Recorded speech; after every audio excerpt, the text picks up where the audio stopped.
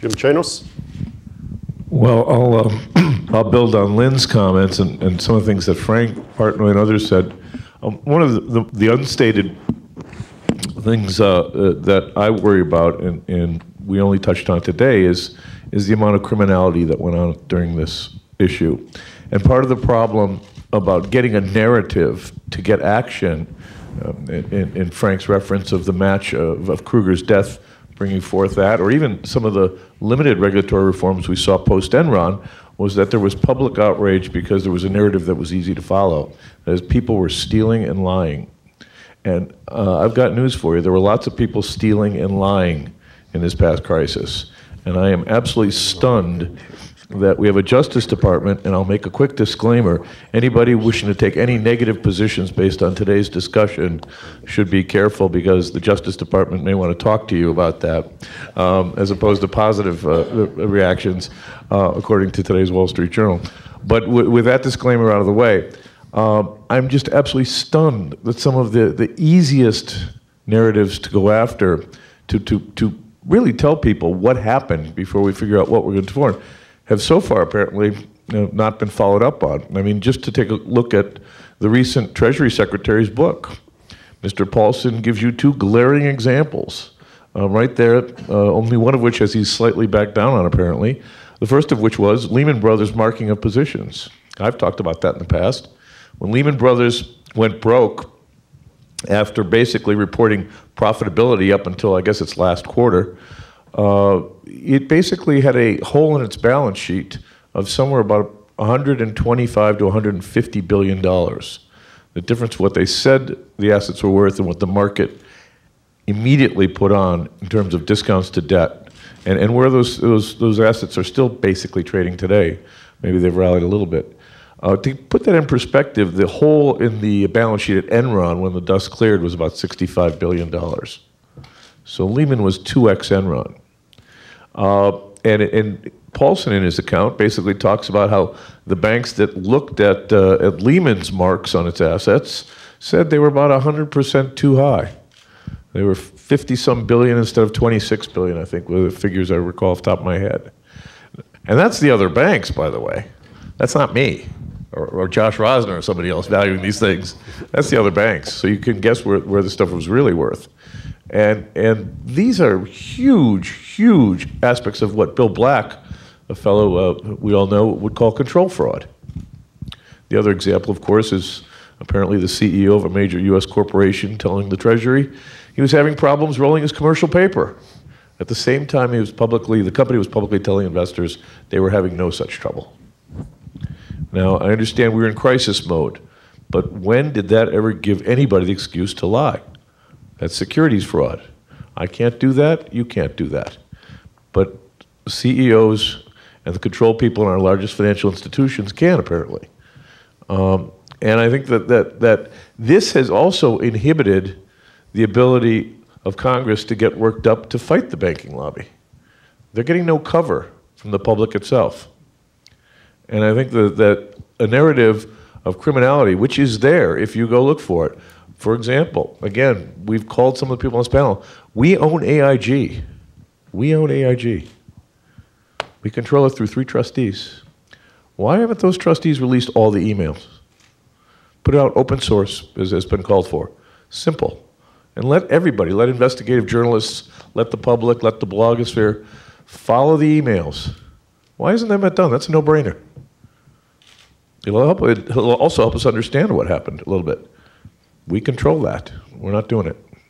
Anyway, I think that this is another issue that I think we really need to keep the heat on, the authorities on. Let's get those questions answered as well. Peter Solomon? Thank you. I think this is a great conference, actually. I learned a lot. I testified in front of the Commission on Financial Crises. Commissioner Bourne is here. And I said, this crisis reminded me in the discussion of Groundhog Day, the movie. I just kept seeing the same movie all the time. The SIVs was Enron, non-disclosure or other things. I've been on Wall Street, regrettably, I think 5 decades, so I'm glad I'm still here. And these things keep going on and on and on. They never change. The issues that seem to me are curious and are different now is the oligopoly, which was described today. There's an oligopoly. There were 6 banks described. There are probably 3 or 4 really important banks today. So one of the issues is, well, when will the government use the Clayton Act on financial institutions?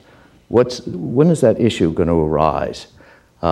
Too big to fail means too big and too dominant. And while it's a strange concept, it's a concept I think you have to begin to think about. Are we better off with 30 smaller Goldman Sachs than Goldman Sachs or JP Morgan? There doesn't seem to be an enormous advantage to the public to have the concentration of financial markets or credit in one place. Obviously, there's an advantage for people to have good credit ratings from whatever sources, so they can borrow cheaply or competitively. But what actually is the advantage to anybody of the concentration of markets in the hands of a few people? So I think that's one of the different issues. That never was an issue. And that, of course, came from public ownership. There's no argument that says that Goldman Sachs, I hate beating on them, but they're the easiest people to pick on, that had to be public. Goldman Sachs, up until 1999, suffered losses in the Penn Central, suffered losses in long-term capital, suffered losses even under whitetail catchings, and they were able to borrow that money privately in the marketplace. So this issue of size is an issue that nobody discusses. I think nobody discusses in terms of, is there a cure to that? Are there limits to that? And is it the public interest to have things that are that size? The parts of the Groundhog Day, of course, are these issues of disclosure. Jim's right. They've always been those issues. The issue of what the role of the Fed, where the Consumer Protection Agency is, everybody agrees with the legitimacy of it. The argument of safety and soundness, does it have merit? It has some merit, but where would you put it if it were not independent? The Fed is an odd place to put it. The Treasury may be an odder place to put it. The interesting thing, and where I think I disagree with, maybe Jim has said it, or George, my good friend, is that I think you do need a bill. I think it's a terrible mistake not to have a bill.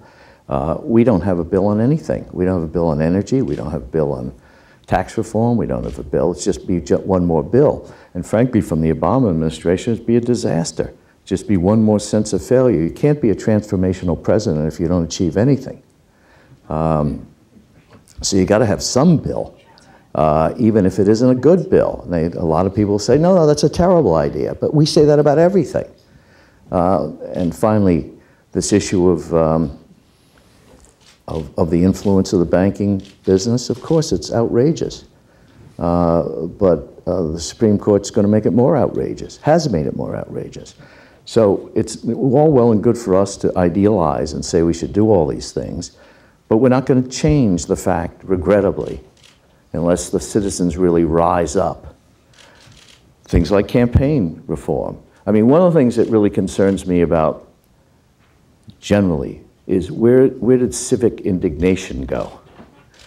Why don't citizens rise up? I mean, forget the Tea Party. Why don't the normal people in this room really rise up and get furious about the world? Why don't they really get mad? Why don't they? But the Tea Party is, in fact, that madness manifesting itself. Yes, it is, absolutely. But why doesn't the mainstream really get mad? Why don't they, like Network, open the window and said, I've had enough? And that's the problem. That's, to me, is the basic problem. Nobody gets mad enough. Judge Sporkin? Well, I don't know where to begin.